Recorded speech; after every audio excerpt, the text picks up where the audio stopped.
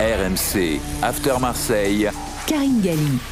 Bonjour à tous, bienvenue dans l'After Marseille, un After Marseille spécial Monaco-OM parce que vous le savez, dimanche, ça sera le match de gala, le match que tout le monde attend pour le compte de la 28e journée de Ligue 1. On va en parler de ce Monaco-Marseille avec Rémi Dumont. Salut Rémi. Salut Karine, ça va ? Très bien, en pleine forme, avec Fabrice Lamperti, journaliste à la Provence qu'on est très heureux d'entendre et de pouvoir interviewer. Salut Fabrice. Salut Karine, salut Rémi, salut à tous. C'est un plaisir partagé de vous retrouver. On va parler de ce Monaco-Marseille qui sera donc joué dimanche soir au Stade Louis II en clôture de la 28e journée. Un match évidemment très attendu. Pourquoi ? Parce que 3 points séparent l'OM de l'AS Monaco. Pour l'instant, Marseille est 3e avec 49 points. Mais attention, Monaco revient très fort et a actuellement 46 points. Rémi, c'est un vrai choc auquel on devrait assister dimanche soir. Un match très attendu pour la fin de la saison. C'est un vrai choc, c'est un classique parce que tu l'as dit, en plus, il y a 3 points qui séparent seulement les deux équipes. Quand on regarde le calendrier de Monaco et de Marseille, on se dit que c'est à peu près le dernier gros calibre de la saison avant plusieurs matchs normalement à la portée des deux clubs. Donc pour la lutte pour la course à la Ligue des Champions, ça va être très intéressant, même si Marseille, il faudra se méfier de la réception de Rennes lors de la dernière journée, parce qu'il y aura aussi une course à l'Europe et peut-être même à la Ligue des Champions encore. En tout cas, ça sera la 125e confrontation entre les deux équipes. Marseille, c'est la 5e équipe qui a le plus affronté Monaco dans son histoire. La première, c'est Nice avec 128 confrontations. Ça a donné 52 victoires pour l'OM, 27 nuls, 45 victoires pour Monaco. Par contre, exactement le même nombre de buts marqués, 178 pour l'OM et 178 pour Monaco. En tout cas, cette saison, Marseille, ce que ça donne, c'est 3e avec 49 points, tu l'as dit, 14 victoires, 4 nuls, 8 défaites, 54 buts marqués, 35 encaissés, à 3 points d'avance sur Monaco. Donc voilà. Alors, on vous a mis le visage de Greenwood parce que c'est évidemment le joueur phare de l'OM cette saison, mais il ne jouera pas ce dimanche puisqu'il est suspendu après son carton, notamment face à Lille. C'était juste avant la trêve internationale pour la défaite 2-1 de Marseille au Vélodrome face à Lille. Et cette saison, Monaco, c'est 6e donc avec 46 points, 14 victoires, 4 nuls, 9 défaites, mais surtout une forme étincelante avant la trêve, puisque c'est sur 6 victoires d'affilée, il me semble, 6 ou 7 victoires. Voilà, 6 victoires de suite en Ligue 1 pour Monaco. Alors, est-ce que cette trêve-là va faire du mal à Monaco parce que ça coupe le rythme, ou est-ce qu'au contraire, ils vont repartir de plus belle ? Faudra surveiller. En tout cas, ce sera un match déterminant pour les deux équipes pour la suite de la saison et la course à la Ligue des Champions. C'est un match très important. C'est un classique, évidemment, du championnat de France. 2 clubs qui ont un gros palmarès, des joueurs qui ont joué dans les 2 clubs. Il y en a énormément. On pense à Eric Dimeco, à Barthez, à Manu Amoros, à Germain, à Porato. La liste est très, très longue des joueurs qui ont porté le maillot monégasque et le maillot marseillais. Fabrice, un premier mot sur cette affiche. C'est vrai qu'on a l'impression qu'évidemment la dynamique est plutôt monégasque. Rémi l'a dit, 6 victoires de suite en Ligue 1 avec des victoires marquantes. Ils ont battu le PSG, ils ont renversé les Lyonnais, alors que dans le même temps, lors de la dernière journée avant la trêve, Marseille a perdu gros face à Lille alors qu'ils menaient 1-0. Ils ont perdu 2-1 alors que c'est exactement le scénario inverse pour Monaco. Ils étaient menés 1-0 à Lyon. Ils ont finalement été vainqueurs de ce match 2-1. Donc les trajectoires sont un petit peu inversées. On sent Monaco en pleine bourre avant de recevoir l'Olympique de Marseille. Ouais, clairement, Monaco a vraiment le vent dans le dos, comme vous le disiez juste avant. Monaco est vraiment sur une magnifique série et porté par une très belle dynamique, ce qui n'est pas vraiment le cas de l'Olympique de Marseille, qui a été freiné par Lille juste avant la trêve, qui a perdu Mason Greenwood sur blessure, puis par suspension, qui va énormément manquer évidemment à l'OM dimanche au Stade Louis II. Donc non, c'est un vrai test pour cette OM version à Big Bay. Je pense qu'on va voir un petit peu ce que cette équipe a dans le ventre, si elle est capable de se mettre au niveau, de rivaliser avec cet AS Monaco là. Il faut pas oublier non plus qu'au match aller, l'OM l'avait emporté d'une courte tête, mais Monaco avait livré une très très belle prestation. C'était presque une déception d'ailleurs pour Monaco de repartir avec 0 point du Vélodrome. Je pense que le nul aurait sans doute été un peu plus équitable. Donc voilà, c'est un vrai test pour cet Olympique de Marseille qui a besoin en plus de prendre des points dans la course à la 3e place, puisqu'on le sait que la qualification directe en Ligue des Champions est extrêmement importante, voire vitale pour le club, parce que le club a consenti d'énormes investissements pour y parvenir, et que sans Ligue des Champions, ce sera très compliqué pour la suite. Et puis en plus, il y a peut-être un coup à faire ce week-end pour Marseille, hein, parce qu'en affrontant Monaco, c'est un adversaire direct. Il y a un Lens-Lille ce week-end et Lyon, je crois, affrontera Angers. Donc voilà, il y a des choses qui peuvent se décider ce week-end. En plus, au match aller, qui avait été buteur, je crois, pour l'Olympique de Marseille, c'était Greenwood. Le meilleur buteur du championnat de France. Voilà, donc voilà, là, il va manquer. Donc ça va être assez important. En revanche, ce que je voulais savoir, Fabrice, c'est au niveau des supporters, tu sens qu'il y a une crainte sur ce match. Comment ça se passe au niveau du ressenti des supporters? C'est un peu compliqué, Rémi, au niveau des supporters en ce moment, parce qu'il y a une vraie cassure avec cet OM-là, avec cette équipe-là, avec ces dirigeants-là.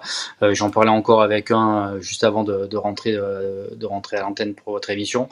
En fait, les supporters sont un peu résignés.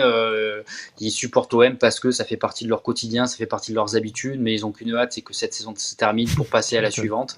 Donc, du coup, il va y avoir un millier de Marseillais, a priori, qui vont faire le court déplacement jusqu'à Monaco, ce qui est pas énorme, puisque d'habitude, c'est quand même une procession très importante. On va à Monaco par habitude, par tradition. On y va en famille aussi, parce qu'on sait qu'on peut mener les petits, des fois pour leur faire découvrir leur premier déplacement loin du Vélodrome, et on sait que ça va se passer sans problème particulier. Donc ouais, il y a un petit peu de résignation. Les supporters espèrent qu'une victoire, évidemment, mais même avec ça, ils se disent que la 3e place ne sauvera pas la saison, et cette saison encore marquée par l'absence de titre. Une saison effectivement marquée par une absence de titre. Rémi, on a parlé, le facteur X de l'Olympique de Marseille sera absent, c'est Mason Greenwood. Du côté de Monaco, celui qui peut faire tout basculer, c'est Akliouche, qui a été en pleine forme avant la trêve internationale, qui a marqué également des points avec le maillot bleu. Fabrice, qu'est-ce qui peut faire espérer côté marseillais? Parce que c'est vrai que souvent, Marseille s'en est sorti par des individualités. La Greenwood n'est pas là, alors que Monaco, on a l'impression qu'ils sont bons collectivement et qu'en plus, ils ont des monsieur plus. Derrière, ils ont Zakaria. Devant, ils ont Akliouche et évidemment Balogun qui est dans une forme étincelante. Il y a quoi comme motif d'espoir côté marseillais sur le terrain concrètement ? Non, il va falloir que les Olympiens soient solides, déjà, qu'ils arrivent à tenir tête à l'entrejeu monégasque aussi. Et puis, qui sait, peut-être que Habib Beye va justement peut-être profiter de la suspension de Mason Greenwood pour peut-être innover aux avant-postes, puisqu'on parle beaucoup évidemment de ses remplaçants éventuels, de Ethan Nwaneri qui a marqué en plus contre Lille, voire peut-être d'Ahmed Traoré qui peut se décaler sur le côté droit. Mais est-ce que la plus grosse surprise ne serait peut-être pas enfin l'association dès le coup d'envoi de Pierre-Emerick Aubameyang et Amine Gouiri? Pour l'instant, Habib Beye n'a pas pu le faire pour 2 raisons principalement. La première, c'est qu'il estimait que Amine Gouiri était encore trop juste physiquement après sa blessure pour démarrer une rencontre. Or, il vient de le faire à 2 reprises avec l'Algérie lors de la trêve de la parenthèse internationale. Et la deuxième, c'était contre Lille. Il ne voulait pas ajouter un attaquant parce qu'il avait peur de dépeupler son milieu de terrain par rapport à celui des Dogs. Donc voilà, peut-être que c'est quelque chose qui rentre dans sa réflexion aussi pour ce match-là. Les deux, en tout cas, ont envie d'être associés, ils aimeraient. Amine Gouiri est souvent le super sub ces derniers temps, il entre, et puis c'est vrai qu'à chaque fois il fait des entrées en jeu remarquées. Donc peut-être que ça va donner des idées à Habib Beye qui, il l'a dit contre Lille, il y a pensé avant de reculer. Et peut-être qu'il va changer son fusil d'épaule pour ce match-là. Doublé d'Amine Gouiri avec l'Algérie lors de la trêve internationale et Ethan Nwaneri qui a marqué face à la Moldavie avec les espoirs anglais. Donc il y a des joueurs qui ont brillé pendant cette trêve. Il faudra peut-être s'en servir justement face à Monaco. Marseille, effectivement, est attendu dimanche soir au stade Louis II, mais pour l'instant, c'est toujours Marseille qui est devant, solide 3e avec 49 points. Monaco est 6e à 3 longueurs. Qu'est-ce que ça donne au niveau des dernières confrontations? Parce que c'est vrai que souvent, quand même, les matchs entre Monégasques et Marseillais sont assez spectaculaires. Ouais, alors on a regardé sur les 5 dernières confrontations en Ligue 1, donc que ce soit au Vélodrome ou à Monaco, c'est 2 victoires de l'OM, 1 nul et 2 victoires de Monaco. Donc c'est égalité, on va dire, presque parfaite. Après, on voit qu'il y a quand même pas mal de buts, comme tu le disais. Donc le dernier en date, c'était celui de Greenwood face à Monaco. En revanche, ça se gâte quand on regarde les dernières confrontations lors des matchs à Louis II, au stade Louis II. Et là, on s'aperçoit qu'il y a 3 victoires de Monaco et 2 victoires de Marseille, mais on s'aperçoit surtout qu'il y a énormément de buts. La saison dernière, donc, c'était soldé par un 3-0. Voilà, Monaco reste sur 2 victoires d'affilée. Il y a aussi le 3-2 de l'OM, puis la victoire 2-0 il y a quelques temps. mi-temps. Donc voilà, ça donne des matchs spectaculaires avec des buts. Donc on peut s'attendre à un match assez prolifique. Mais il faudra voir du coup qui l'emportera parce que pour l'instant, c'est un avantage monégasque au Stade Louis II. Greenwood, le buteur du match aller, meilleur buteur de l'OM et non de Ligue 1. Je me suis trompé tout à l'heure. C'est Panicelli, malheureusement Panicelli qui s'est fait les croisés lors de la trêve internationale avec l'Argentine. On a vu des images très tristes. On est en plein after Marseille, spécial Monaco OM avec Rémi Dumont et avec Fabrice Lamperti du journal La Provence. L'After Marseille spécial Monaco OM, vous le savez, c'est le match de gala de dimanche soir pour le compte de la 28e journée de Ligue 1. Un match très attendu par les deux équipes et un match attendu par les supporters. Un match toujours particulier. 3 points seulement séparent les Marseillais des Monégasques. Marseille qui reste sur une défaite 2-1 face à Lille alors que Monaco est en pleine forme. 6 victoires de suite en Ligue 1. On en parle avec Rémi Dumont et avec Fabrice Lamperti, notre journaliste de La Provence. On va se replonger dans les grands confrontation entre Monaco et Marseille. Il y en a eu beaucoup, on l'a dit, c'est un classique du championnat de France. C'est deux clubs qui ont souvent eu des joueurs en commun. On va commencer avec toi, mon cher Fabrice. Tu nous as fait un petit top 3 et là, tu as commencé très très fort hein, parce qu'on est le 27 août 2017, défaite 6-1, un récital signé Rudy Garcia. Je le vends comme ça. Rappelle-nous ce match absolument cataclysmique. On rappelle à la pause, il y a déjà 4-0 pour l'AS Monaco. Ouais, vous allez me prendre pour un fou, peut-être croire que je me suis trompé d'émission, croire qu'on est dans l'After Monaco. Non, j'ai voulu mettre ce match en avant. Pourquoi ? Parce qu'effectivement, c'était une soirée où Rudy Garcia a tout fait à l'envers. Où il avait, d'ailleurs, quand on a pris connaissance de l'équipe alignée, tout le monde est tombé un peu des nues. On s'est dit, mais qu'est-ce qui lui prend ? Pour vous rafraîchir la mémoire, Sakai, Rolando, Doria, Ubochan, Amavi pour la défense. Voilà, rien que ça, ça faisait peur. Et en fait, je pense qu'au contraire, c'est une défaite qui a fini par être un mal pour un bien, même si derrière l'OM perd contre Rennes à domicile au Vélodrome et que ça commence à gronder sérieusement. Mais au final, ça a été un mal pour un bien. Pourquoi ? Parce que ça a permis à l'OM et à Rudy Garcia de revenir sur terre, de se montrer, de se rendre compte qu'ils faisaient fausse route et d'arrêter de se voir trop beau, d'arrêter de faire un peu n'importe quoi, de vouloir réinventer le foot avec des compositions improbables. Et derrière, l'OM, derrière ces deux matchs, l'OM enchaîne 12 matchs en défaite en championnat et puis fait la saison que l'on sait avec cette finale en Ligue Europa. Et je pense que cette grosse claque prise à Monaco, elle fait très mal, mais du coup, elle permet de revenir un peu sur terre et de revenir aux fondamentaux derrière. C'était la saison après le titre de champion de France côté AS Monaco avec des joueurs qui étaient partis notamment évidemment comme Kylian Mbappé qui avait quitté le Rocher pour le PSG. De ton côté Rémi, toi c'est un match un petit peu plus récent. On est lors de la saison 2022-2023, 98e minute, un homme qui donne la victoire à l'OM. Sid Kolasinac. Alors, on ne sait pas encore si c'est vraiment lui ou si c'est un contre son camp, mais j'avais adoré ce match parce qu'il était dans un contexte particulier. C'était juste avant, c'était en fait le dernier match de Ligue 1 avant la Coupe du Monde au Qatar, donc en 2022, avec la terrible blessure malheureusement pour Amin Harit au genou. Justement, cette victoire acquise dans le temps additionnel, hein, puisque il y a ce coup franc de Payet excentré qui arrive sur la tête de Kolasinac, ou en tout cas d'une tête d'un des joueurs présents sur le terrain pour la mettre au fond. Et voilà, ça avait permis aussi à l'OM derrière de terminer 3e cette saison-là. Malheureusement pour Amin Harit, il manquera la fin de la saison.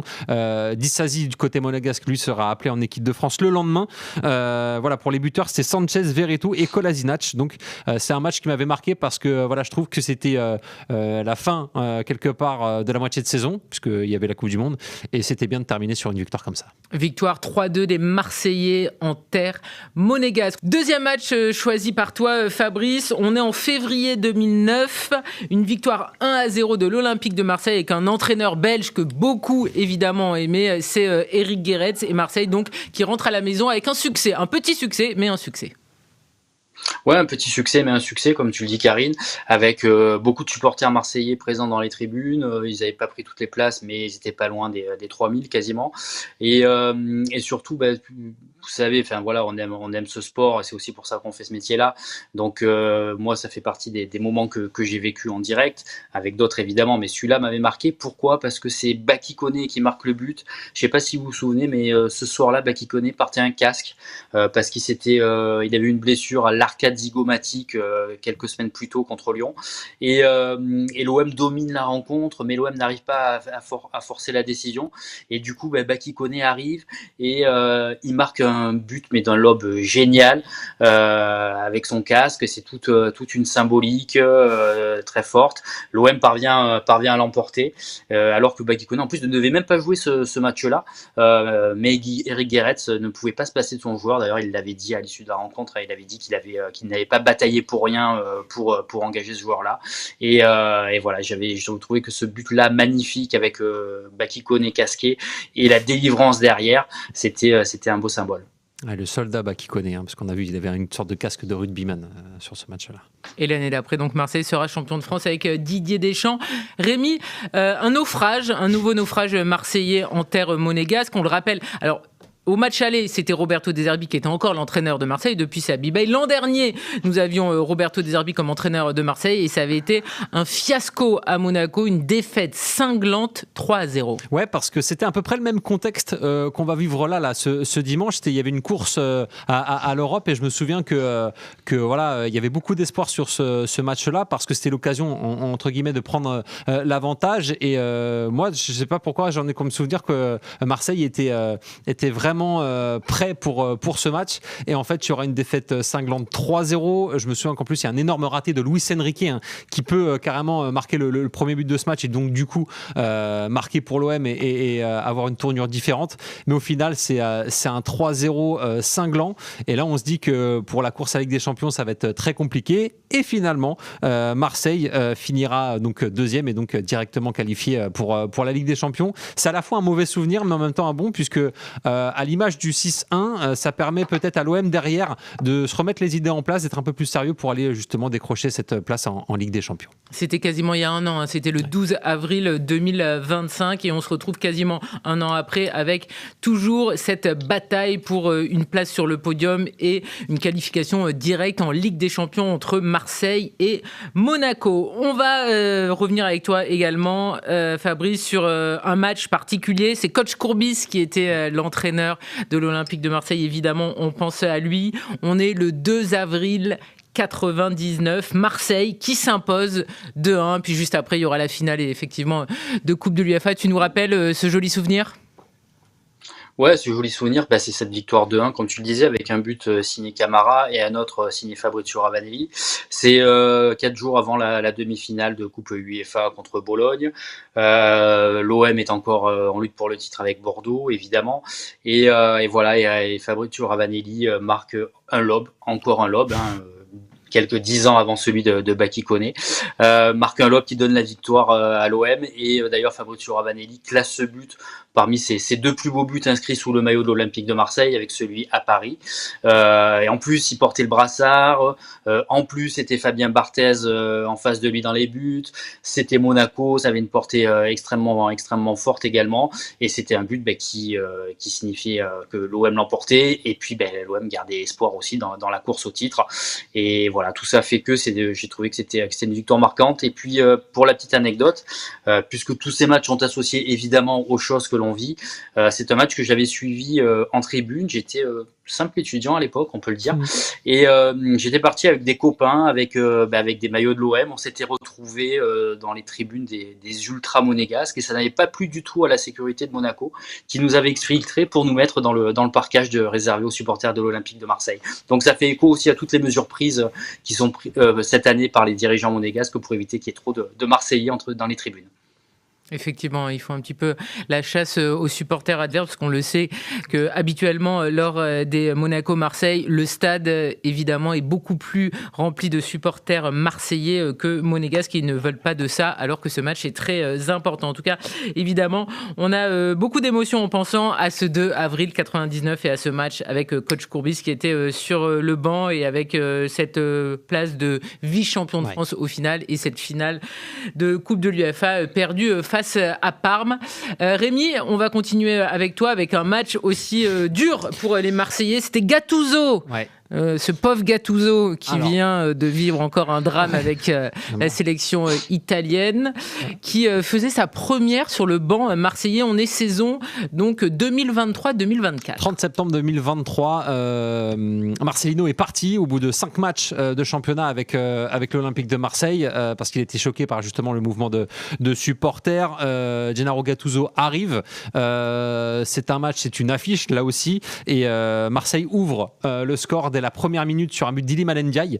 Donc on se dit que peut-être c'est enfin la saison de l'OM qui est lancée, parce qu'on rappelle que le contexte, élimination en qualification de Ligue des Champions face au Panathinaikos, en plus au tir au but. Avec Gattuso, c'est quand même un nom du football, on se dit que ça peut peut-être repartir de plus belle. Et puis finalement non, puisque Marseille perdra 3-2 donc à Louis II dans les affiches marquantes. Je dis marquantes, mais c'est aussi marquante de manière négative, parce qu'évidemment c'était une grande déception. Et puis derrière, Marseille finira 8e de cette Ligue des Champions, même s'ils auront jusqu'en demi-finale d'Europa League. Donc voilà, étrangement en fait, j'ai l'impression que quand Marseille joue Monaco, derrière, on peut avoir une sorte d'avis sur ce qui va se passer. Bon là, le problème c'est qu'il n'y a plus de Coupe d'Europe, donc on sait que Marseille n'ira pas loin en Coupe d'Europe. En revanche, est-ce que s'il y a des fêtes ce dimanche, ça veut dire que pourrait y avoir une belle fin de saison pour Marseille? On l'espère pour les Marseillais, mais c'est vrai que généralement les Monaco-Marseille ou Marseille-Monaco, ça a un vrai impact sur la suite de la saison de l'Olympique de Marseille. Messieurs, vous avez rien compris. Le plus grand, le plus incroyable, évidemment, c'est celui du 12 avril 92. À l'époque, il y avait des géants sur la pelouse. On avait notamment, évidemment, le Ballon d'Or Jean-Pierre Papin, 91, Georges Weah, le Ballon d'Or 95, 3-0 pour Marseille, les buteurs, Boli, Papin, Abedi Pelé. J'ai envie de pleurer quand j'imagine cette époque, effectivement. C'est une autre époque, effectivement. C'est une autre époque. On en est bien loin, effectivement. En tout cas, c'était un match pour le titre. C'était au Stade Louis II et donc Marseille avait largement battu les Monégasques. Fabrice, t'es d'accord avec moi? Évidemment, il fallait parler de ce match-là en 92, même si t'étais très jeune et moi aussi. Et Karine, avec Rémi, on est galant, on a voulu se le laisser, évidemment. On savait que t'allais venir dessus, donc on t'a laissé le meilleur pour la fin. Moi, j'ai besoin là de revoir des grands joueurs, de voir des grands matchs. Pour ceux qui nous regardent à Monaco, là, magnifique. Voilà. Avec évidemment Raymond Goethals sur le banc marseillais. En tout cas, il y avait des immenses joueurs des deux côtés et il y avait eu un scénario favorable aux Marseillais. C'était en plus un match pour le titre. C'était une vraie lutte. On verra en tout cas ce qu'il en est dimanche. Ça ne sera pas une lutte pour le titre, ça sera une lutte pour une place directe en Ligue des Champions. Fabrice, le favori, est-ce qu'il y en a un ? Toujours difficile dans ces matchs-là qui en plus sont des derbies. Moi, je mettrai une pièce malheureusement sur celui qui a la meilleure dynamique du moment, c'est l'AS Monaco. J'ai envie que l'OM me surprenne, que l'OM nous surprenne. Ce que j'ai vu jusqu'à présent me rassure pas forcément, mais voilà, j'ai envie de croire que la trêve internationale a permis à Habib Beye de travailler certaines choses, de regonfler certains joueurs dont le moral est peut-être un peu dans les chaussettes. Donc voilà, sur la forme du moment, je dirais Monaco, mais c'est vrai que l'OM est quand même capable de nous surprendre et j'espère que ça va être le cas encore dimanche. Allez, juste par histoire de contradiction pour animer le débat, j'espère que l'OM va surprendre aussi, mais je me dis que la dynamique s'est arrêtée peut-être pour Monaco avec cette trêve internationale. Ça peut permettre d'en enclencher une nouvelle pour Marseille. Il y a des joueurs qui ont brillé pendant cette trêve, on en a parlé en début de podcast avec Nwaneri, avec Gouiri. Pierre-Emile Højbjerg, lui, a été éliminé de la Coupe du Monde avec le Danemark, mais il aura peut-être justement un surplus de motivation pour terminer cette saison en beauté, donc avec une qualification directe en Ligue des Champions pour l'Olympique l'Olympique de Marseille. J'espère que Marseille va nous faire mentir et qu'effectivement ils feront un beau résultat ce dimanche, parce que ça permettrait tout simplement de peut-être justement se qualifier en Ligue des Champions et puis avoir une fin de saison où tu te dis que tu as battu Monaco. Voilà, ça te pousse à aller chercher d'autres résultats, et on voit un calendrier quand même normalement sur le papier beaucoup plus abordable pour l'OM ensuite. Et on suivra ça évidemment, ce match de gala entre Monaco et Marseille. On rappelle qu'il y a 7 matchs pour assurer une place sur le podium pour les Marseillais et pour sauver ceux qui peuvent être encore sauvés. Merci beaucoup à Fabrice d'avoir été notre invité. Fabrice Lamperti, que vous lisez évidemment chaque jour dans le journal La Provence. Merci beaucoup Rémi. On se retrouve la semaine prochaine pour un nouveau numéro de l'After Marseille. Restez bien branchés sur RMC. RMC After Marseille.